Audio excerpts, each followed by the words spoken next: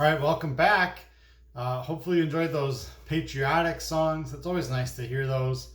We don't hear them a whole lot, but especially around Memorial Day, 4th of July, Veterans Day, those holidays, we tend to hear those more. So it's always good to hear those and be reminded of the foundation of our country and how important God really is. Without God in our country, we're a mess, honestly. And so just nice to have that reminder.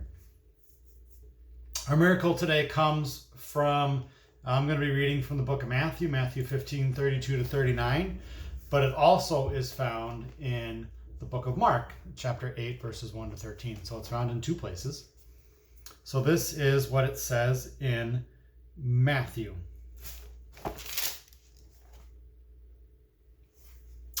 Then Jesus called his disciples and told them, I feel sorry for these people. They have been here with me for 3 days, and they have nothing left to eat. I don't want to send them away hungry, or they will faint along the way.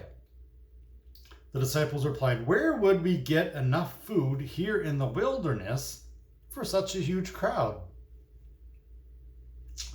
Jesus asked, How much bread do you have? They replied, 7 loaves and a few small fish. Jesus told all the people to sit down on the ground. Then he took the 7 loaves and the fish, thanked God for them, and broke them into pieces. He gave them to his disciples, who distributed the food to the crowd. They all ate as much as they wanted. Afterward, the disciples picked up 7 large baskets of leftover food. There were 4,000 men who were fed that day, in addition to all the women and children. Then Jesus sent the people home, and he got into a boat and crossed over to the region of Magadan. Now, you would not be wrong if you thought that we've heard something like this before. We've heard about Jesus feeding the 5,000. That was not too long ago. That was 5 weeks ago that we talked about that. So this is it's a very similar miracle to what happened then. The interesting part here that I find interesting is that the disciples act like the first one didn't happen. Just getting into this. Let's see where it says. So Jesus is talking about how he feels sorry for the people that have been following him, and they're hungry. They don't have any food left. So the disciples say, instead of, hey Jesus, I know you can feed people. I've seen you do it before. I remember, this happened before. Their first question is, where are we going to get food here in the wilderness? Like, there's no store. There aren't any animals that we can go hunt. There's nothing. There's nothing around. So, I don't understand how they could so quickly forget something so amazing as Jesus feeding 5,000 people plus women and children. So, a lot of people. I don't understand. They're so easily to forget. And I don't know what that says about the disciples, but they obviously had a lot to learn if they didn't remember some of the things that happened. And if they didn't know by now, they've had 23 miracles happen before this. So if somebody does a miracle 3 times, a different miracle 3 times, I'm going to start thinking, hey, this person can do this. This person can do some pretty awesome things that I know that I can't do. But after 23 times, they still don't get it. It's still not coming through.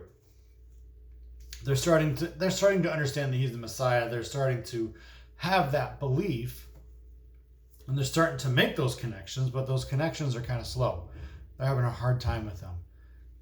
So they're where can we get the food? And I imagine Jesus getting a smirk on their face. Like, you ever have those moments in your life where you know the answer to a question that somebody asked, like, and it's a big, like, it's a surprise or it's a big deal. Like, I think of families that surprise their kids to go to Disney World. Like, they know that the parents know, like, they bought the tickets, they bought the plane ride, they've got it all planned out, but the kids have no idea, just not a clue. My brother and his wife actually did this with their kids.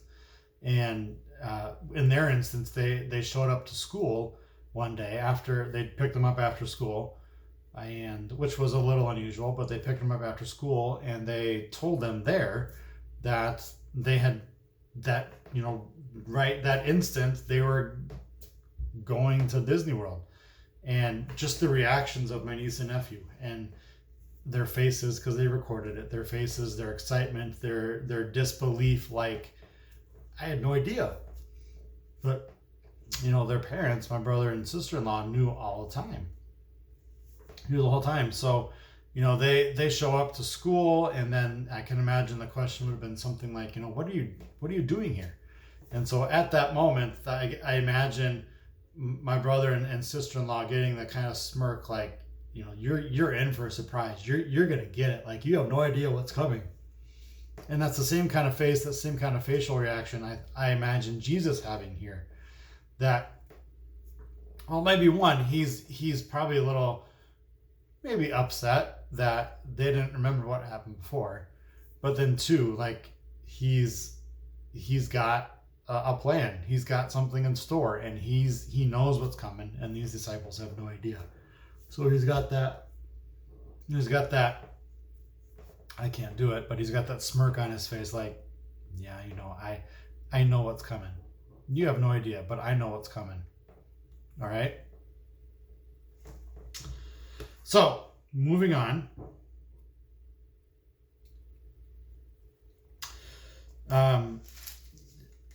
Talks about, then he